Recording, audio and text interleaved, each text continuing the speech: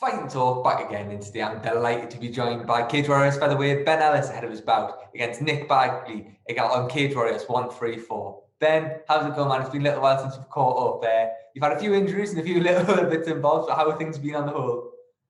Mate, yeah, all good, thank you, and yeah, thankfully I'm all healed up now. I guess that's. Cool. I guess that's. Sorry, go on. Sorry, I guess that's the first place to start. The injuries. I mean, it has been a little while for you since you made the walk the cage. I think it was March 2021, the last time you walked. It'll be give or take a year since you made the walk when it comes to it. A Cage Warriors 134. Can you sort of walk us through what's went on this last sort of 12 months? Yeah, so obviously, fought in March. Lost for the first time ever. Fucking pissed me off. So my attitude was to get straight back in there. I got booked with Jordan Barton from Manchester top team. He got COVID, so that fight got cancelled due to that. But to be honest, I was almost definitely not going to be able to fight myself. So it was on a Friday that we got the text saying that Jordan got COVID, but my left hand was bust basically. So I wasn't able to do any sparring, anything with my left hand. My coaches wanted to pull me out and I said not to pull me out. And then they basically said to rest for the weekend. On Monday morning, we're hitting pads. If I can't hit pads, I'm not fighting. So then on the Friday, he pulled out. And then obviously just relaxed for the weekend. He came to Monday and there was no way I was hitting anything. So yeah, to be honest, that was what it was. Then I forget the months. But there was obviously another Cage Warriors show, and I wasn't actually matched for this one. They were in the process of sorting all that out, and I got staffed something like say 9-10 times in like as many weeks. So like literally any tiny little cut was blowing up. Like the worst one was on my knee. I couldn't even walk. So they were talking about me fighting Paul McBain on that one. We agreed to that.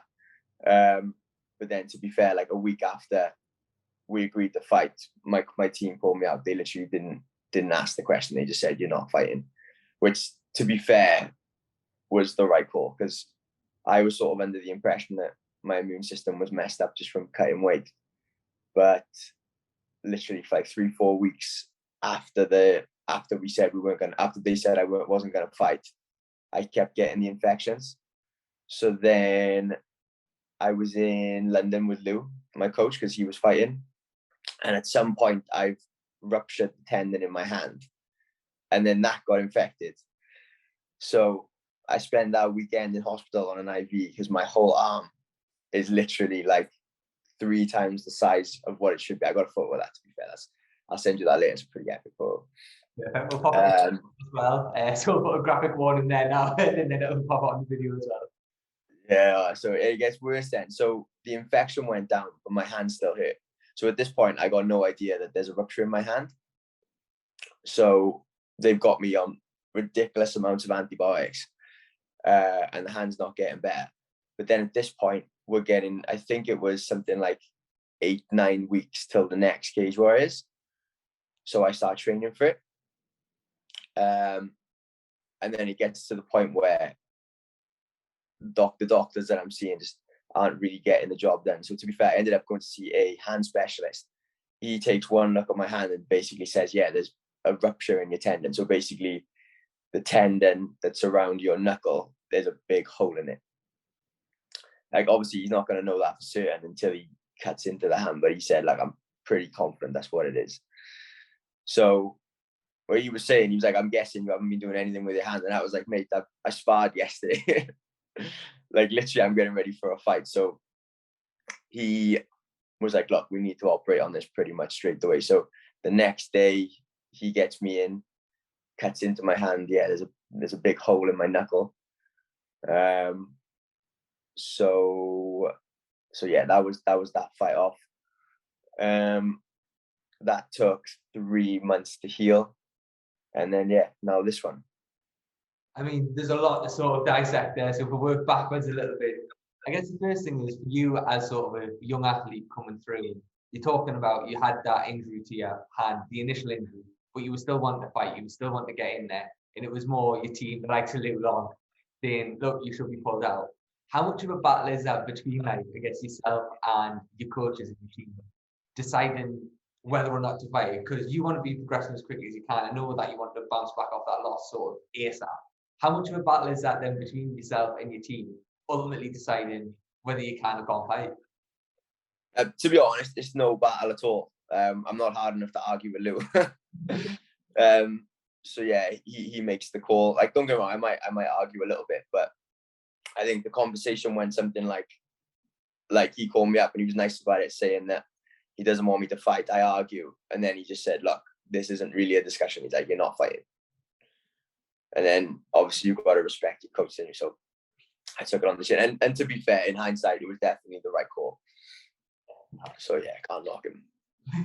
And then yeah, if you do go back into the first bit mentioned, of course, that last time out, the loss to Maniac Final was the first loss of your career. What have you taken away from that bout? Have you watched it back? And yeah, I guess, what was that feeling like for you to experience it for the first time? Oh, I won't lie, it still annoys me now. To be honest, the thing that annoys me the most is, when you go on Tapology, and obviously it shows all your pro, all your amateur. So I had an 11-fight win streak. Everything was green. There literally wasn't one loss, so it looked pretty good. And now you got that fucking red thing at the top. So yeah, that annoys me. I didn't really watch the fight back too many times. Watched it, I think, 3 or 4 times. Like I said, I won't say too much about that fight because you know what it's like. People say, "Oh, I'm not going to make any excuses," and then they reel off a shitload of excuses. So fair play to him. The better man won on the night, and the only real positive I took away from it was the fact that he's landed that hook kick. It's hit me clean in the face, and I haven't gone down. Like, literally at no point did my ass hit the floor, which, to be fair, was probably more luck than judgment. But like, it just shows that even when I haven't got a fucking clue what's going on. So I didn't wake up until probably about 15 seconds after the fight got stopped. So like, I'm in my corner, I come to, and I literally think the fight's about to start. So I'm getting ready to fight. And then my team are like, no, mate, the fight's over. So yeah, it's a weird thing. It's like one of those things where you have a bad dream, you wake up, and then you realize it's a dream, so it's fine. But then it's the opposite. You wake up and you realize it's actually happened. You can't do a fucking thing about it. So yeah, no, to be fair, that is definitely one I want back. I asked Ian for the rematch straight away.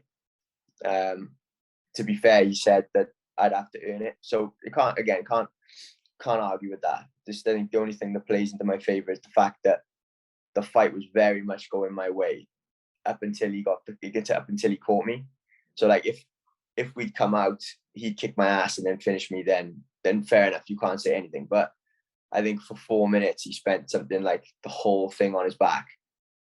And then all credit to him, when he had his opportunity to throw, he launched something and it landed. But we all know with those types of techniques, 9 times out of 10, they don't land. So I'm not going to say anything quickly like, oh, if we fought 10 times, I'd win 9 or anything like that. Because I can't say that, because we fought once and he won. So I need to shut the fuck up. But yeah, I definitely want that back for sure. I'm going to say, get the win over Nick now.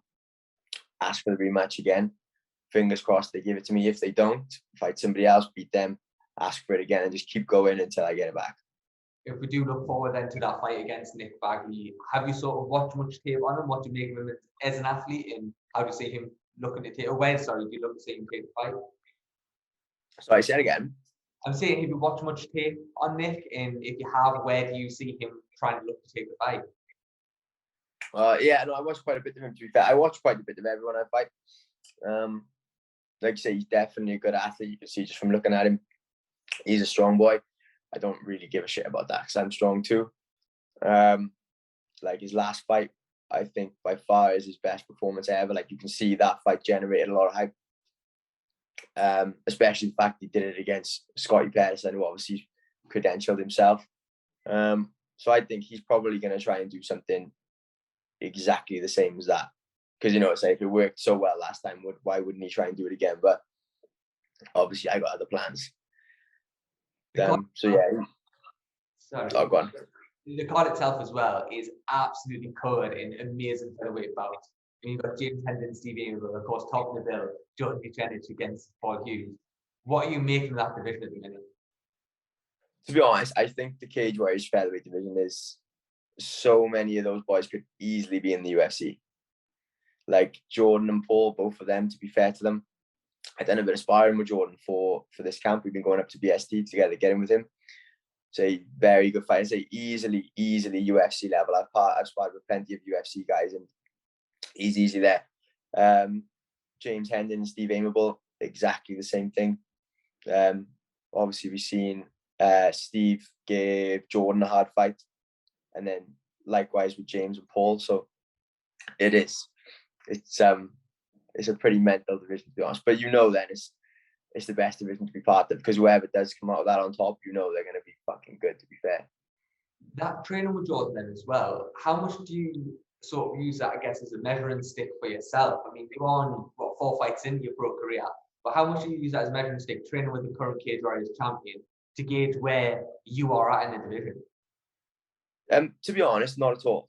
Literally not at all. Like, Jordan's a lovely guy. And when I go up there, I'm not going up there to try and fight him. Like, we're going up there to work. So, it's literally just two guys helping each other. And it doesn't really resemble what a fight potentially would look like at all. But no, it is. It's great work, in all fairness to him. He's very, very hard to take down. You say he's tricky if you do get him down. And obviously I think he's got a lot of K1 fights or Muay Thai fights. So his stand-up is tricky and very technical. So I wouldn't say I use it as a measurement stick. I just really appreciate the good sparring. Like Tom Meehan's is up there as well. And then likewise with him, when you go with him, it's not rough sparring. It's just good work, which is what you need. And it's regardless of how good or bad your gym is, you get used to the people you're training with. So you need to branch out and just get some fresh partners. I go to Short MMA as well, just to spar with those guys. Like, fair play to Richard Shaw, he's good as gold. Has me down once a week. And it's not like they don't just chuck me in the middle and have everybody come in and try and beat me up. It's just light sparring, not light sparring, like hard sparring, but sensible sparring. And then if I've got any questions, then we go over it at the end, just like, to be honest, as if I was one of their team. So when BST are exactly the same, like, fair play to Danny Batten, we probably spent about 15-20 minutes going over the sparring at the end. Like they haven't got to do that, you know what I mean? So, but yeah, for the most part, everyone is sound. You mentioned there, Short MMA, of course, got Brett Bonds and Scott Pedersen fighting next week. I think it is on that Bellator Dublin card. Yourself fighting, Jack Shaw fighting the day later. Possibly some other Welsh fight announcements coming up soon as well. I mean, I know we spoke about it last time, but even since we last spoke, Welsh MMA seems to be on this run again now, doesn't it? It just seems to be getting better and better. It really is, to be fair. Like, credit to, say, Jack, Brett, Mason, and Lou. I think those four are probably leading the way. Lou's on the verge of breaking the top 10 with Bellator. Jack's obviously doing awesome. Brett's fighting next week. Mason's a savage. Everyone knows if you tune in to watch Mason fight, you're in for a fun night.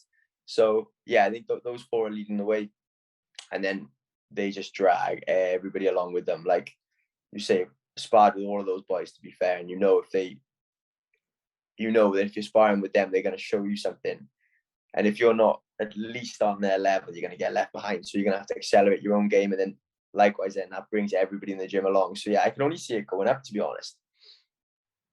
And of course, you are now fully back training with them. You're getting this first fight in within the first quarter of the year. How active you look to be this year, Ben, to get things back running the way that they were prior to the injuries? Yeah, 4 fights, hopefully. I say off the top of my head, something like March, June, July, and then August, September, and then hopefully then a December card. That would be perfect. But it's like I try not to count my chickens too much. Just like I say, let's focus on March, get Nick out the way, and then worry about the rest. It's interesting. As soon as when you fight amateur, you fight. It's not really a big deal. Nobody cares about it too much. But then when you go pro, all of a sudden you start thinking, okay, so if I win this one and the next one, then we could start looking at this, start looking at that.